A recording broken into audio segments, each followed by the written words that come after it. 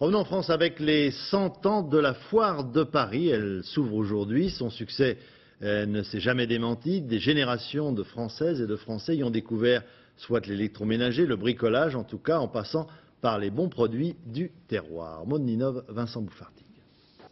Au moins 800 000 personnes attendues pour ces 10 jours, mais ce matin à l'ouverture, les premiers visiteurs étaient les connaisseurs.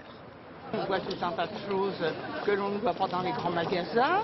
Et puis c'est sympathique. C'est la foire de Paris. C'est Paris et c'est tout dire.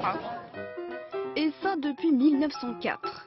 Même dans les périodes difficiles comme ici en 1917, la foire a toujours amusé les foules. Cette année-là, alors que les combats font rage, c'est la star de l'époque en personne, Mistinguett, qui a fait le déplacement. Il y avait déjà plus de 2000 exposants et dans les années 30, malgré la crise, on dépasse le million de visiteurs avec les mêmes ingrédients qu'aujourd'hui. C'est de l'or. Donc c'est un vin, c'est pas liquoreux.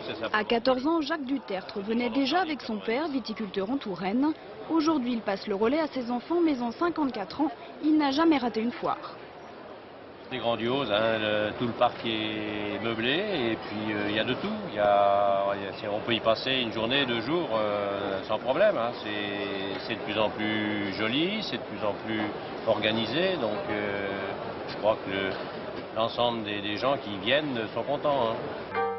L'esprit de la foire n'a donc pas changé, mais il a suivi les modes.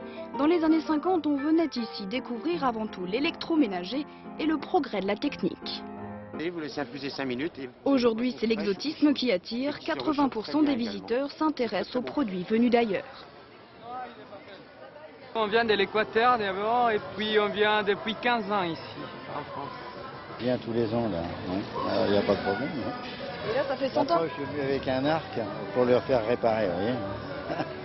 Et j'ai acheté ça à une tribu Cheyenne. Eh oui. Les curieux ont ainsi jusqu'au 9 mai pour découvrir cette édition anniversaire.